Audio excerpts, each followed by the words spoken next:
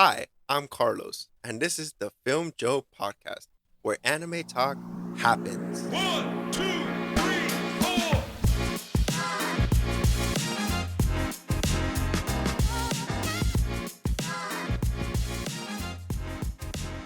Hi, I'm Carlos, your host, and I am joined this week by Joe. Say hi, Joe. Hey, hi, Joe. Very well done. And welcome to the podcast, where this week we will be discussing some of the best anime movies that we have seen or think just hold very true to their title of best animes. More specifically, on today's episode, we would like to talk about the anime films that really left this sort of lasting impact after viewing it, or something that we just thought was amazing by the visuals, by the colors, or just whatever amazed us about the film. Simply put, on today's episode, we will be discussing what we consider some of the best anime movies out there. All right, sounds pretty cool. Sounds pretty exciting. So what's your watch report? What have you been checking out lately? Not much. I mean, I've had a lot of zero time down for school because, it's busy. But I did rewatch Army of Thieves, the one on Netflix with directed by Zack Snyder. Oh, the Bautista, John, Yeah, what's his name? Dave Bautista. Dave Bautista. Yeah, that was pretty cool. I saw that when it first came out. Yeah, it was pretty good. I mean, it's a zombie movie by Snyder. It's enjoyable. It's a nice little popcorn film. Not really like It's a zombie oh my film. god, yeah. It's a popcorn film. It's pretty good. But what about you? And that's pretty much all. I started a new anime in case it's not. Surprise, Surprise, surprise! I know. School and anime. School and anime. Well, I think I got to see one good film this week. Oh, do tell. Yeah, it was a film called The Count of Monte Cristo. Oh, Based on the Alexander Dumas novel, and it's like the sixth or seventh version of the film. So the version I saw was a 2002 with I think it was Jim Caviezel and Guy Pearce. oh, nice. Okay. Yeah, and it was fantastic. It was really, really good. I mean, it's the ultimate for those who haven't read or seen, read the book or have seen any of the early iterations. It's the ultimate tale of revenge. And yeah, it was beautifully photographed, and the cinematography, the acting. I mean, it was just top notch. One of the best adaptations, I think, of an Dumas novel. Aside from that, it was a pretty sad week for me. I finished all 10 seasons of Friends. Oh no. Yeah, I had to say goodbye to Ross and Rachel and Joey and the whole cast. It was pretty good. It was a great ride. It was the first time I actually seen the entire run of the series. It was good. It was a lot of fun. But yeah, I kind of have that hole in my heart now, that empty space that needs to be filled. Listen, man, I'll tell you the same thing that I've been telling you for a while. Watch It's Always Sunny in Philadelphia. That show will make you laugh even harder. Granted, there's no like side stories where people get married and all this Right. other stuff, but it is hilarious. Yeah, I mean, I did catch one episode a while ago, and I liked it very much, but I never followed through and continued watching it. So, yeah, I think I'll take your recommendation and start checking that out. And what else? Let's see. Count of Monte Cristo, Friends. That's it. All right, more than I've watched. All right. So, what do you say we dive into this episode? Take it. Honestly, today's episode is all about anime, and we will be talking about some of the what I consider some of the best anime films out there. That I had a non-anime watcher, sit down, watch in exchange for a trade that will be discussed on at a later point in the show. Yeah, I have you watching a group of films and a genre that you really don't care for. So, Correct, but I say it was a fair trade. okay. But you know what? Let's talk about the first one on the list. The first one on the list is about a secret military project, that endangers a Neo Tokyo, and it turns, a gang member into a kind of like a morphing psycho, and it's about his teenager friends out on a mission to stop him. The movie that I am talking about is 1988 by, I forgive me if I butcher this name, Katsuhiro Otomo, Akira. The first time watching this movie, I'm not gonna lie, I didn't really care for it. Like I didn't have that sort of I think I stopped it halfway through. Don't remember the reason, I don't remember why.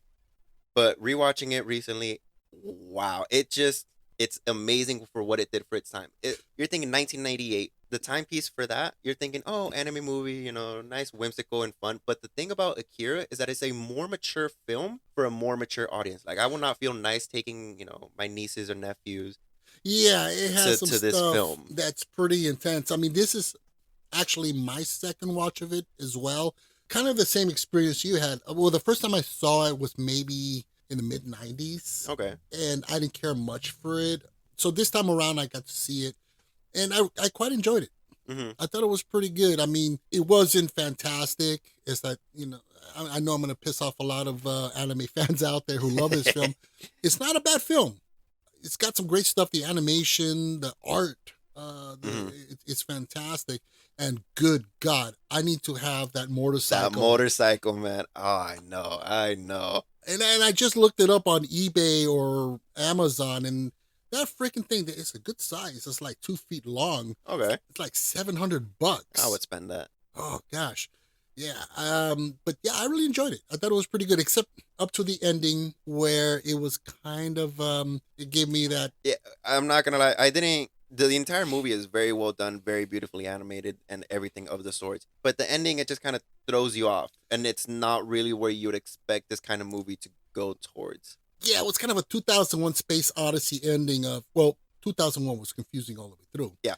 But that ending, I was not going to spoil it, but I was sitting there, what just happened? 95% of the movie was pretty congruent, was pretty followable. I enjoyed it. The action, Hmm. the sequences, the story, the characters was really intriguing. It was a lot of fun. And the got to go back to the The motorcycle. motorcycle, It was great. I really, Kanada's motorcycle, man. That oh, it solidified in my eyes the fact that I want a motorcycle, and I will pimp that ride out to look like Kanada's motorcycle. that would be awesome. It would, man.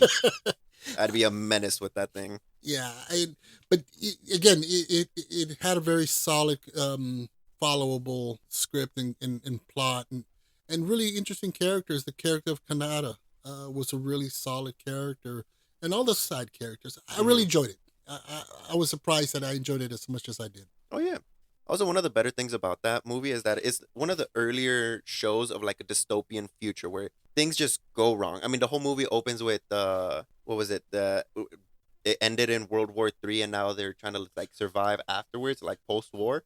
Right, and what I got from it, you can see the influences on a film like The Oh Matrix, yeah. as well as you can see where it got some of its inspiration from an earlier film, Ridley Scott's Blade Runner. Oh yeah. Definitely. But you see that influence trickle down because it was a very influential film overall. Hmm. Yeah. Overall, a very enjoyable movie. If you're thinking about watching Akira, it it's a movie that all anime fans will recommend at some point. Just because of its heavy influence, and it was one of the earlier films to be a more mature movie for a different audience. So definitely Akira, recommend it. Solid anime movie to start with. All right, so what's next on the list? We're going a little bit more Actually, it's the same year. same year.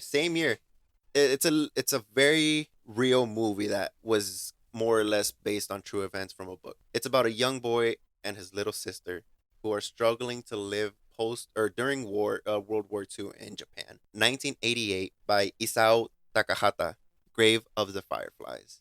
Oh, Yeah, this this is a this tough one one. this one hurts to watch. It's I mean, almost like a Japanese Schindler's List. Yeah, It's a beautiful film. I was blown away. yeah. To me, it's like of all the viewings that I've been subjected to of anime this week. Which, by the way, this is the most anime I've ingested in my entire lifetime. This entire week, that's all I've been watching. And again, if you know me, as I've mentioned before, I'm not a big anime fan. But Me, on Grave, the other hand. yeah, you live, breathe. That's your thing. But Grave of the Fireflies is nothing short of a masterpiece. Oh yeah. Uh, Funny thing about Grave of the Fireflies, it's made by Studio Ghibli, which amazing studio if you ever want to watch any anime films. It's their second movie debut. wow.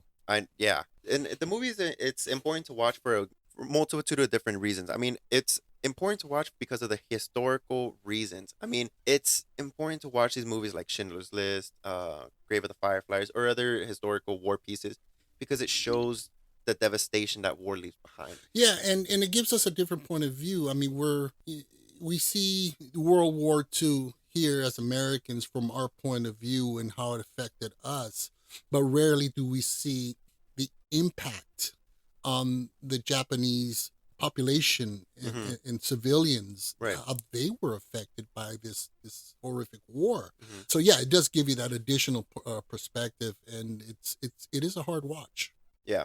And I don't know if you know this or not, but the anime movie is based on a book by the same name, and the author was the boy who lived in from the film, right? He switched a lot of details in the book to be more, I don't want to say like impactful, but that he switched it in the way that he wrote about his sister, because what ended up happening in real life is that he did not care much for his sister because he was just a young boy, now also the caregiver for his younger sister, so he wasn't fully developed enough mentally to care for his sister as much as she needed to. And unfortunately she did end up passing away because of Wow. the effects that the During the war had. war. Yeah, exactly. So pretty much you'd say that in retrospect, this is how he wished he would have been with his sister during her care. Yep. More loving, more caring, and not so indifferent and like, whatever, this is my. Yeah. Wow. That's pretty heavy. So it's almost like a guilt ridden. It was yeah. He said one time that it was his way of coping with his grief, and that's how he was able to not get over it, but how to deal with it and process what had happened. Because I mean that's a whole lot to take in. Wow, that's another level of depressing Depressing, on yeah. another behind the scenes. They did make a live action version film of this. Yeah, back in 2005, it was a TV film in Japan. Hmm. I have not seen it. I don't think I want to see it. Not because I think it's bad, but because I just don't think I could live through another watching of Grave of the Yeah, Fireflies. from what I read up on it, is just as impactful. They do expand on certain characters that were not really developed as much in the story Hmm. in the anime film, but they do kind of expand on a couple of characters in the live action, which from what I've read actually does serve well Hmm. for the adaptation. I But want more of the younger sister. She was or adorable. the Oh my or the god. voice She actress who yeah. did the broke my heart. I mean, Yeah. I mean, I freaking cried. And I don't cry that easily with anime or cartoons. It's okay, Bambi. That's a different Bambi. story. It's hard. Yeah. Up. So, but yeah, I mean, yeah, I can see where definitely it was definitely a very mature, heavy-handed, very heavy themed film. Hmm. So, And definitely one to keep in the books, just because it's for one, Studio Ghibli, amazing studio to watch after, and the impactfulness that this movie should have mm, on its audience. okay, cool. Yeah. So next up, Next up is a movie about two strangers who find themselves intertwined in their stories in a weird way, and it's a very beautiful, also coming of age story. It's from 2016 by Makoto Shinkai. Your Name. that's another one This that is another one, man. okay, I have to say, I was blown away by this one. Mm, It's an incredibly beautiful romantic story, science fiction kind of fantasy. This was amazing. This was another masterpiece. yeah, That knocked that out of the park. Also, really hit me in an okay, I cried again. So I don't blame you. I cried at least twice here. yeah. And again, it doesn't take a whole lot to make me cry, man. I would be watching the dog commercial from back in the day, "In the Arms of an A-" I don't know if you remember that, where it was like a bunch of dogs in a pound Oh, and telling you, donate now, oh, and we'll be able to save these dogs. And I was like, oh, they sucker you. and I'm You like, got oh, suckered in. dang, man. So yeah, Yeah. I'm not. I cry very easily, man, when it Mm, comes to movies. all right. But this film, wow, colors are absolutely vibrant and draw you in with their great usage of them. Oh, it had a great color palette and a certain vibrancy that really uplifted the soul and the mood of the film. And great voice acting. I saw this with subtitles. Hmm. Um, for the most part, I try to watch most of these with the original voice acting. Hmm. And because you get the real act, you get the real gist of what's being said at the Because moment. most of the times when, sorry, most of the times when it's dubbed over, a lot of the original translation is lost. Yeah, I've noticed that. I mean, there's I forgot which one I was watching that it was subtitled, Hmm. and but I also it was an English dub, and it just, I don't know, the situation didn't match what they were saying. Yeah. And so yeah, sometimes stuff does get lost in translation, even enunciations or vocal reactions. So yeah, but this, the voice acting was incredible on this. It was beautiful. Hmm. And it was very humorous too. I thought it was very It had its funny. moments where you just kind of burst out laughing with the characters, and then it has its moments where it hits a little too hard, you Y- know. Yeah, yeah. Now, who was the director? What else is it? Because I might want to check out more of his stuff, because I was totally enchanted by this one. So the thing is, he's not a director that has a lot of movies, not that I know of at least. But the ones that I know of, he has a couple movies lined up. He did a movie, a different one called Weathering with You. Okay. That one I watched, not knowing that it was him who also did Your Name. I watched it on like a random Tuesday just because I wanted to watch something. And that one is about where Japan is hit with heavy rainflow year round, and there's tale of a sunshine girl that's supposed to bring sunshine back to Japan, Oh wow. right? And there it follows the story about a kid who wants to cover the story about the Sunshine Girl, and then by some miracle of a chance, he finds her, and then she starts bringing sunshine back to Japan on days where people call in saying, "Hey, you know what? It's my daughter's graduation. Can you make it, shine?" And then she goes and makes it shine. Well, It that's is a beautiful movie. Again, the color usage on that movie is amazing. Mr. Shinkai is an amazing director. He also has another movie lined up at the end of this year, I think in oh September, somewhere okay. around there. I don't know anything about the movie. Frankly, I don't need to know anything about the movie. I'm sold. I'm probably gonna go watch it opening night. So even though his first film was in 2016, you'd say he's steadily rising up as a premier anime film director. Oh, absolutely. He's one to watch just because of how impactful his work has been already. I definitely gonna. I will check that one out. And the Sunshine one, what is it called again? Weathering with You. Weathering with You. Yeah, I'm definitely going to check that one out. Hmm. All right, and I so mean, not only that, but when I was watching Your Name for the first time, because I've seen this one, I don't know how many times.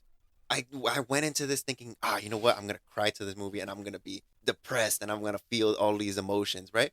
But when I ended the movie, I wasn't as, even though I did cry. I will admit, I did cry a couple times. It didn't leave me sad and depressed, and this movie made me feel. It left me satisfied. It yeah, left me with the lasting effect, which is what you want out of movies nowadays. You want it to leave you with an impression. and yeah, and a good payoff. Yeah. Because a lot of films, you got this hour and a half, hour and 20 minutes, or whatever it may be, and you're investing so much time and effort into this film, Hmm. you want that decent payoff. You want to be validated for your emotions that you've been riding through the whole film. Oh yeah. All right, cool. Well, I definitely recommend this one. This one for me, 10 out of 10. All right, so what's next? So next up on the list is from 2001. When her family decides to go move to the suburbs in a different city, a young girl wanders into like a world where everything is different with spirits and other creatures, witches, and swords. Now, the movie that I am talking about is Miyazaki's Spirited Away. I Nice. apologize for absolutely destroying his name, Well, but you did better than I would have done. it's the years of anime, man. Yeah, yeah. This is, I'd have to say, the first time I've watched it, and it's a beautiful film. It's a lot of fun. Hmm. I wouldn't put it on the same level as, say, Your Name, or the other. What was it? Ghost of the Fireflies. The Fire. Yeah, Grave of the Fireflies. Yeah, no, right. Right. It was beautiful. It was Hmm. a lot of fun. It's the fantasy. What's interesting that being a novice in anime, and not really having watched a lot of anime, is the immense, unique imagination Hmm. behind some of these, eh, by the Japanese filmmakers and writers, that we don't see here. Because it's a lot harder to translate. I mean, like the concept, like Spirited Away, into like a live action. It would be it would be challenging, and it would be plausible, but it would be a lot more difficult to do. Right, because this is driven. I mean, you could do Your Name live action Oh yeah, as well as the other one, which Grave of the Fireflies. Grave of the Fireflies, which they did do live version. Hmm. This one, this is the only medium that it could be done. Hmm. I mean, you got fantastical creatures. You have stuff that you wouldn't, in your wildest imagination, you could never Hmm. have imagined. Now that we're talking about it, the closest thing that I can think about that resembles like a live action version is Pan's Labyrinth by Guillermo del Toro. Yes. Now that one, you think, oh, well, how are you gonna create a creature who has its eyes on its palms? But then he does it, and you're like, oh man, that's cool to see, like physically. But that's a whole different thing because I mean, the Imagineering eye of del Toro is like no other. Well, I think the level of imagination in film today, well, it has plummeted overall. Yeah. It's always been very linear, the imagination, fantastical and so forth, in a very certain kind of way. Goblins, fairies, trolls, Hmm. stuff like that. The Japanese in their films, they go places where I could never have imagined. Hmm. Creating characters and I mean, like No Face. No Face, or the witch, or what was she? The one with the big Uh huh. nose. Yeah, the witch. Wow, yeah, I thoroughly enjoyed it. I thought it was a beautiful fantasy film and totally suitable for children. Hmm. I think I would say that this is Japan's. It could be Japan's Alice in Wonderland or The Wizard of Oz Hmm. very easily. Oh yeah. Well, I mean, it held up to a very high standard because it was actually one of the highest anime grossing movies ever when it first came out, and it actually held that title for a while until being dethroned by Demon Slayer's Mugen Train, which was it was okay. I'm not gonna say it was better than Spirited Away, but it was decent, you know. But it held that title of highest grossing And this domestically and and this internationally. is also a Studio Ghibli film. Also a Studio Ghibli film. So I would say the impression I'm getting is Studio Ghibli Hmm. would be their Walt Disney. Yes, that Wow. is the fairest example you could ever say. Yeah, Well, the golden age of Disney, because Disney now, they stink. yeah.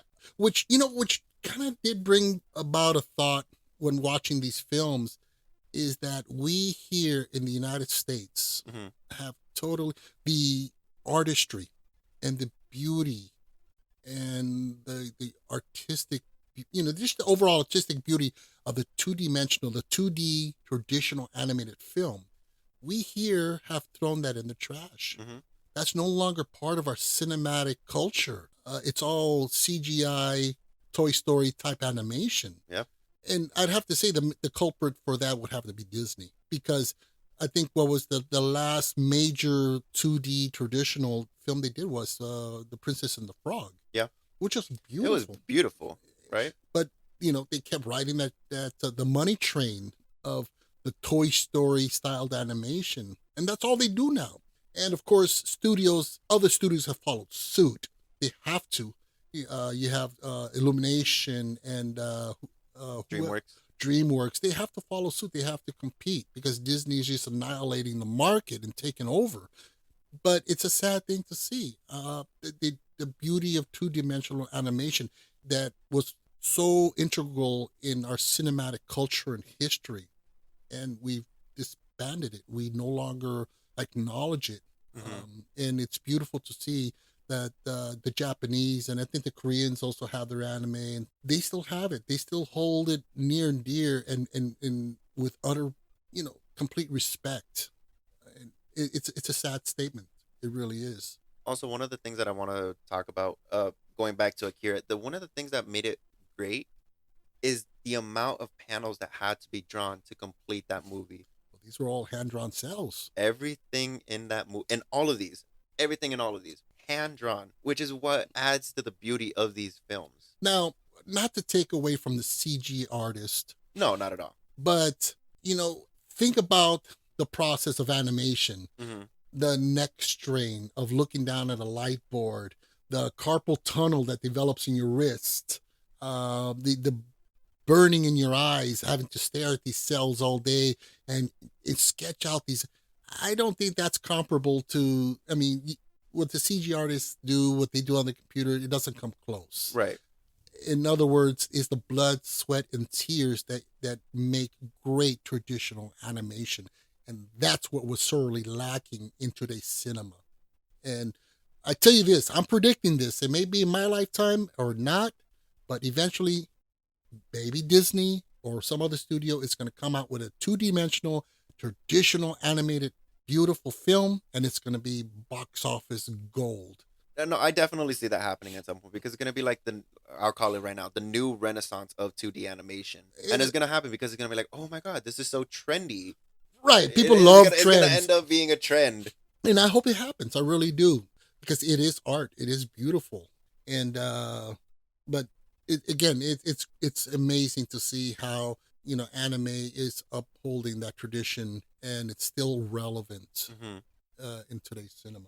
One of the going back to Spirited Away, one of the best things about it is that you can show this to anybody who's slightly interested in anime and just kind of like dip their toe into it, and it's a good introduction if they're trying to get into like the genre of anime as a whole.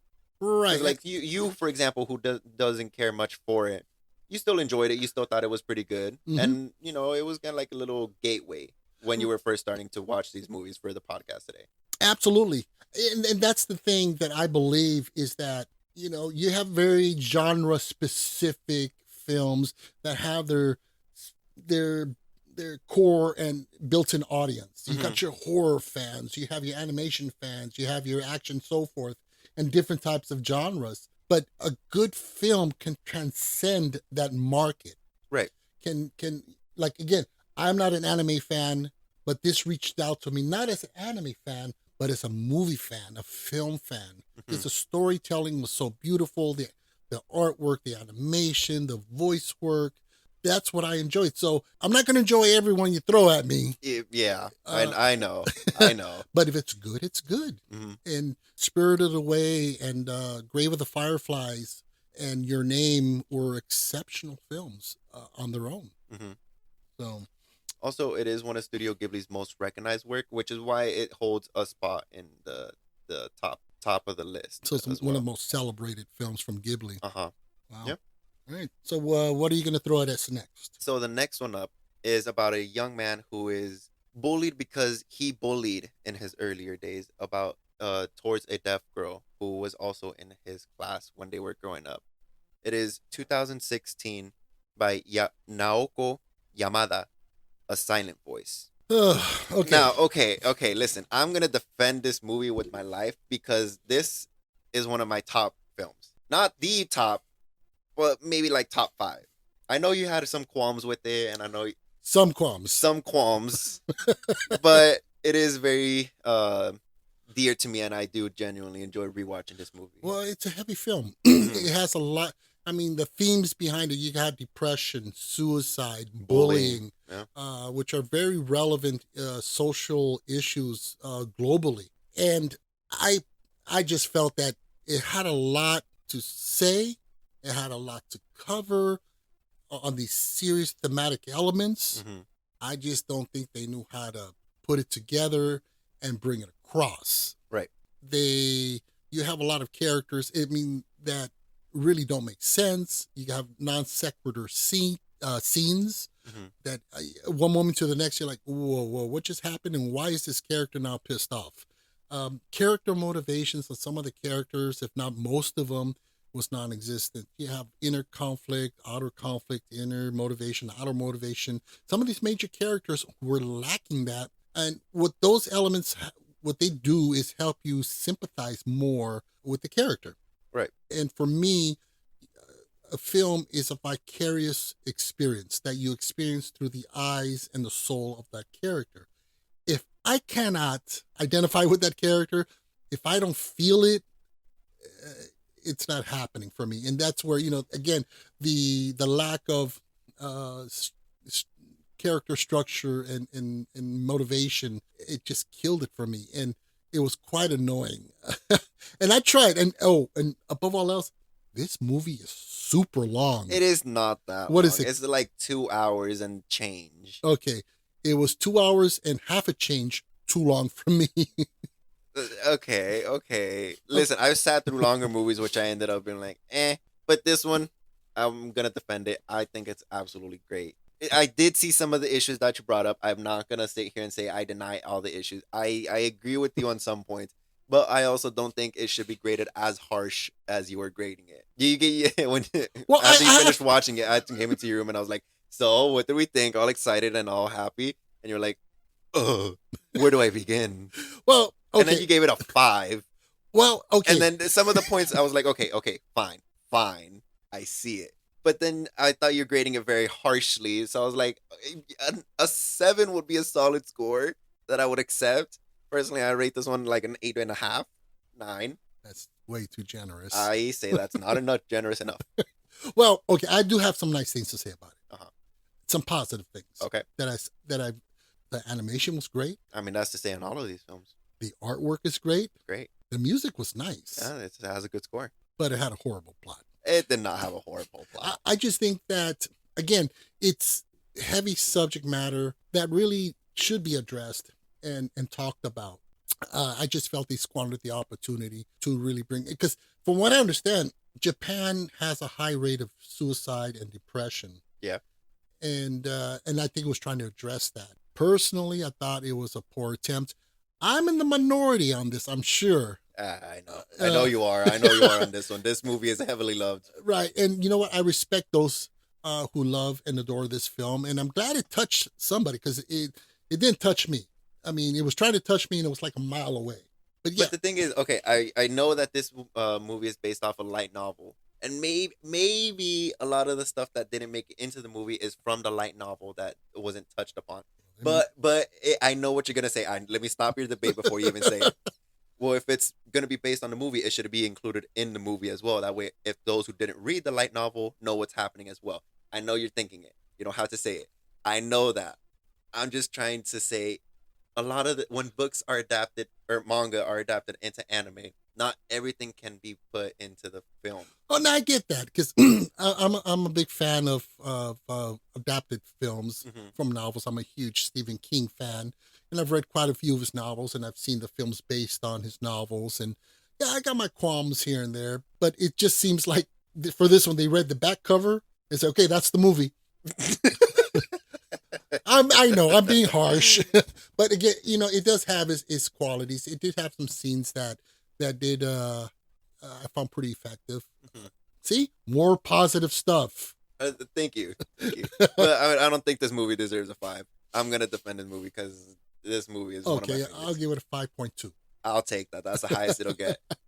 All right, so what's next on the list? So that is it for the top 5. Okay, Now we do have some honorable mentions that I would like to go over, just because not everything is gonna make it into the top 5, but there are definitely others to talk about that deserve a mention at least. Starting off with this movie from 1995, where it's another dystopian society where a policewoman and her partner, this mysterious sort of new age hacker who is threatening peace amongst these I don't want to say cyborg people, but definitely augmented people.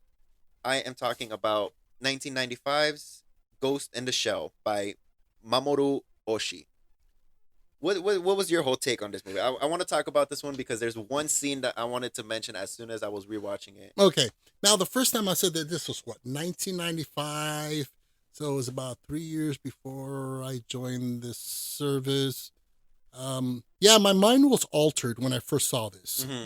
I don't want to get too deep into that, but let's just say I was not in my right mind, Right. right? I was really chilling. Um, It's to say in a PG way, right? right.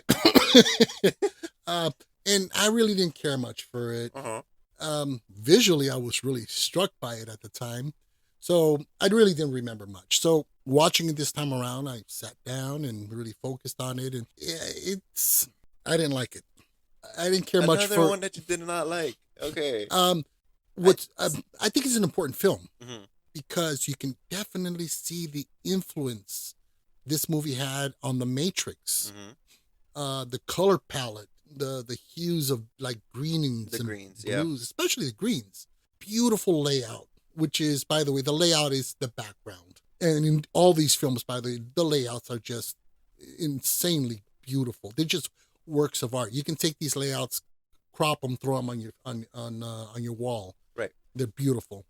The animation was great, character design, even the soundtrack was pretty nice.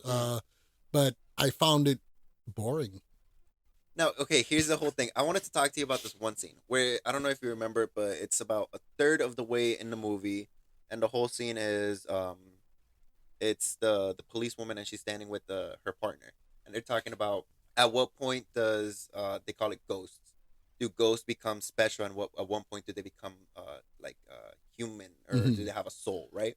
And I wanted to talk to you about this one because it's relevant now more than ever, because you could swap out ghosts with AI and Right. it'll become a heavy debated topic. At one point, does the AI become human? Well, this film definitely foreshadowed a lot that's happening now and what's going to happen in the future. Oh yeah. What is that called? The integrated chip that goes into your Oh, by Elon Musk, Neuralink. the Neuralink. Yeah. That's basically what they got going here. Yeah. And is that a good thing? No. Really? I don't think I want anybody knowing what's going on in my head, Mm-mm. especially if I'm at work. I'd get fired or I would get I get arrested. arrested. Yeah.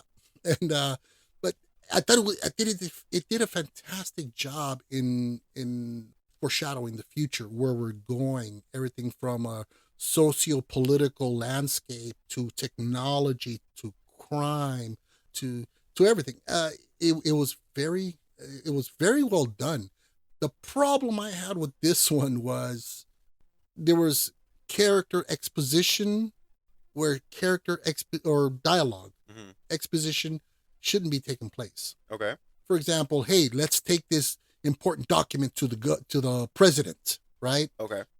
Let's take this important document that was written by so and so, and he wrote this and this and that, and this explains this, and this was what this does. So we need to take it to the president, because if we don't, this is going to happen, and the world will explode.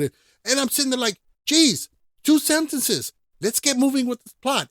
My guess is that, again, I'm being maybe a little harsh, A little. but I think what they maybe did, maybe too literal a translation of the manga. Mm-hmm. That could be it. I don't know. I can't speak on this one. Yeah, but I found that annoying, and it was slow paced. I don't mind slow paced if it's doing something for me, if it's moving me. But this one, it didn't move me. It left me for dead. Okay. Okay. I'll admit it's a little slow. It's not horrendously slow. It's very slow. It is not that slow. I have seen slow. Blade Runner was a slow movie. Do not lie and do not say that it's not. It is a slow movie, but it keeps you thinking. It does. But the thing is, the action scenes weren't like kapow, ching, what Right, right. They were oh, he hits him, he falls, he stands up, he hits him back. It's sort of action scenes. It was a cerebral story, Blade Runner. Right. This was trying to be too far in that area, and it kept, no, it had me snoozing a couple times. I had to rewind a couple of sequences. But it was beautiful. I mean, the artwork, the design, the depiction of a dystopian future, it was mind blowing. You could see definitely where influences went from there, and where it got its influences, and it's definitely I agree. It is an iconic anime film, Mhm. but I didn't care. Yeah, this one I have to take a hard pass on. That's fine. That's okay. It's all right. I'm not gonna cry. Now, next up on the list, it's okay. I'll admit it. It's a cop out move. I'm sorry that I have to do this, but it has to be talked about. Okay, All other movies from Studio Ghibli is going to take an honorable mention on this spot. Now, I'm not talking about a single movie. I am talking about their catalog of okay. movies. Not all of them.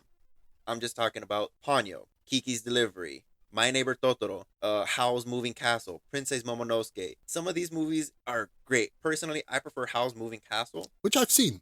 You have seen Howl's Moving Castle. Good film. Anything else to add? No, I mean, I think I can't really do a whole lot with good film. well, you know what? I think it's in the same category as Spirited Away, Mhm. a beautiful, strange fantasy film. Yeah. With fantastical characters and situations, and this whimsical color palette. Mhm. Just it's incredible. It's an amazing. I thought it was beautiful. Now, the whole reason why I want to say all other Studio Ghibli films deserve us a mention on this spot is because all of them are very well. Most of them are very well done. There's a couple of them where you're kind of like, I can pass on this one, Okay. but most of them are very well done. Also, another one is Secret World of Arrietty. Okay, I That haven't one, seen that. that one is also pretty good. And Studio Ghibli is just a magnificent studio that just makes great movies all the time, left and right. And it's mostly from the same director, correct? I believe so. I think it's gonna be the same guy who did Spirited The Away. Spirited Away. It's the same Yeah. director. Miyazaki. Yeah. Miyazaki. In fact, wasn't it a few years ago? Wasn't he going to retire or stop making films? He better not. Well, I think he got that message because he's still working on stuff Yeah. now. I mean, from what I've seen, the couple or few films that I've seen from Ghibli or from him specifically, they're very impressive, beautiful films. And again, I'm not a huge anime fan, but if this guy stops doing what he does, I think it would be a horrific loss for the anime world. For him to just say, "Hey, I retire, I'm done." But I can guarantee you, it would be like if he retired, somebody who has studied his work and knows how he does anime films would take up his mantle at some point sooner or later, because these sort of Studio Ghibli films will continue by someone, somewhere, somehow. Well, he is one of those directors that he's an influential artist that infects other artists to do similar work or to be inspired by his style. You have like your Spielberg's, Scorsese's, Coppola's, John Huston's. They're gone, or most of them no longer make films except for Spielberg. But you see their influence continuing on. Yeah, it's gonna be like a snowball effect. Yeah, exactly. So yeah. So what else? What? Yeah, all most other Studio Ghibli films take up a spot in the honorable mentions. Okay. Next up, fair enough. yeah, is gonna be from 2018 by Ichiro Ushijima, and it's about a high school student who discovers that she's suffering from a terminal illness, and her, I don't want to say friend because they don't really start off as friends, but somebody who she meets finds out her secret, and then it's the story about how they live out her last days. Jesus. Yeah, This you sounds- didn't. This one you didn't watch, No. and I don't think you would. I think you would like it, but I don't think you would rate it super high. Okay. And it's I Want to Eat Your Pancreas. Yeah, I saw that title and I'm like, okay. Regardless of what you might think, it's not about cannibals. It is. It has nothing to do with somebody actually eating someone's pancreas. No Hannibal. No Hannibal Lecter. Okay. Nothing of the sorts. But the whole thing with this movie is that it's very beautifully done. From the first 5 minutes of this movie, you know the ending, and yeah, it still hits you, and you're left kind of mesmerized by it. Well, that sounds like a great device. I mean, I've seen that device used before where the punchline, per se, Right. or it's given away in the beginning Mhm. because it's not about what happens at the end. It's about the journey there. It's about the journey, like Graveyard of Fireflies. Mhm. It starts off with, what happened. Yeah. They even show you the whole, what should have been at the end. But that's not what it's really about. Mhm. Like you said, it's the journey getting there. And it's a great device. I've seen it in several films. It's like, it's a great film. This goes way back. It's a classic, 1955, Sunset Boulevard. The movie opens with the main character dead in a swimming pool. Oh, okay. And you hear his narration, and he's sitting there going, "See that guy there? That's me, and I'm dead." Oh. Let me tell you how I got there. And Graveyard of the Fireflies used that same device.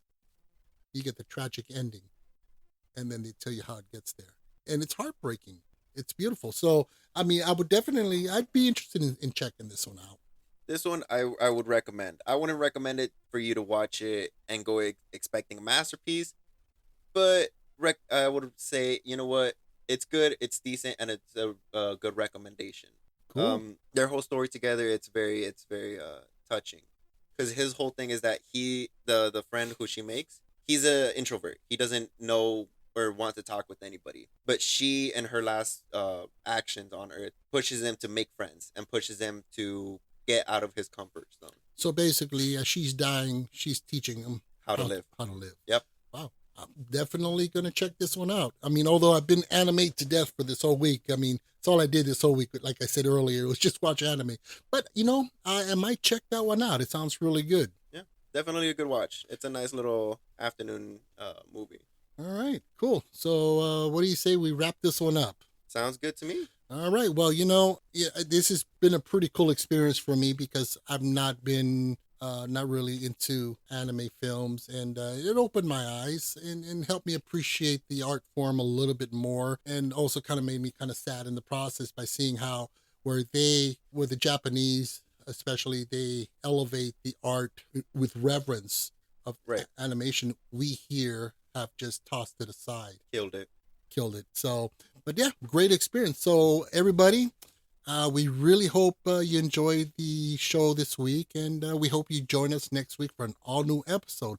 So please help to support the podcast by giving us a nice 5-star rating, or a favorable review.